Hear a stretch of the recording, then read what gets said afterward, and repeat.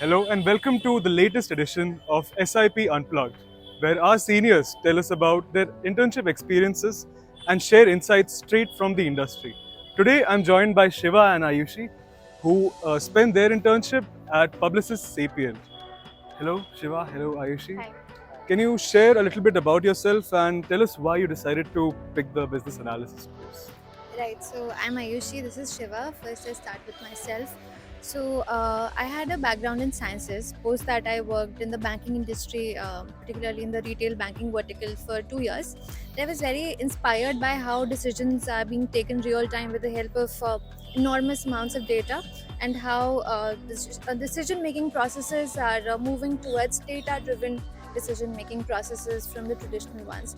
That's what really inspired me to take up this course. Okay, and what about you, Shiva?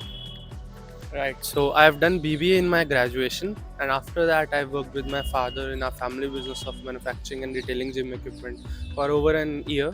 So there, I picked an interest in the e-commerce. I used to retail on the Amazon and Flipkart. So that's how I got exposed to the analytics, and here I am at DSC pursuing an MBA in business analytics.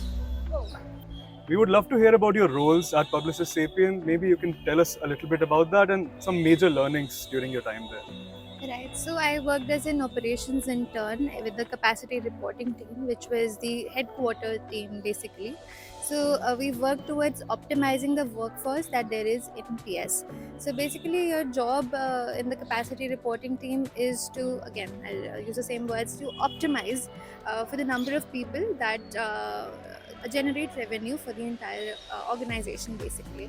So over there, my project was to create a chatbot, and the chatbot, what it would do is you would prompt it with the employee's identification number, and it would give a related list of courses that you should be pursuing to kind of upskill yourself, and the result is to make you more staffable.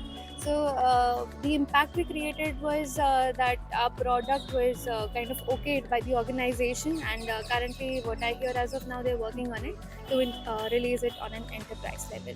And about the learnings, the major learning for me is that over here at campus we learn how data is being used, but when you actually go to these organizations, you kind of are able to understand the level of impact you can create by utilizing data to your advantage. So that's my learning. Okay, so I was a part of the global talent analytics team at Publicis Sapient. So I worked on two projects there. The first one was I developed and fine-tuned the machine learning models, achieving up to 83% accuracy.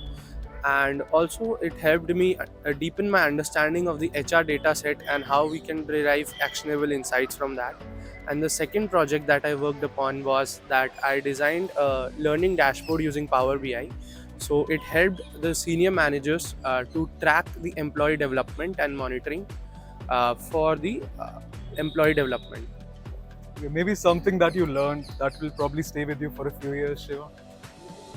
I think that the team culture is a very big thing. The team people manager plays a very big role in that. So what happened with me is that I had a very good team manager. I can share an instance where an employee was feeling sick.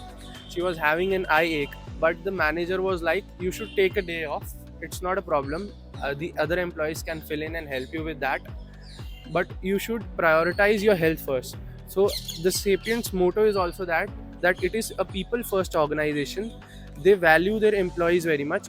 Even employee word is not allowed to be used there. They use the word people to address the employees. So yeah. Thank you, Shiva and Ayushi. I think getting some insights from someone who's had hands-on experience is very helpful for us. Finally, could you tell us how you prepared for the selection process and what you think students today should do as well? Start So with you. I think I've answered that question probably a couple of times before as well. So ideally, when you're preparing for your SIPs, not just for this role, for any role, they're not checking your industry knowledge because they know that you don't have it. So basically, any person who's evaluating to give you you for giving you an internship, they're checking on three things basically. How do you look? What do you say? And third is, how do you say it? So it essentially boils down to these three. If you can look professional, if you know your craft, and if you can say that convincingly enough, I think that does the job. that's how you prepare. Yes, I think I agree with what Ayushi has mentioned, and also I feel that you should work upon your managerial and functional skills very well.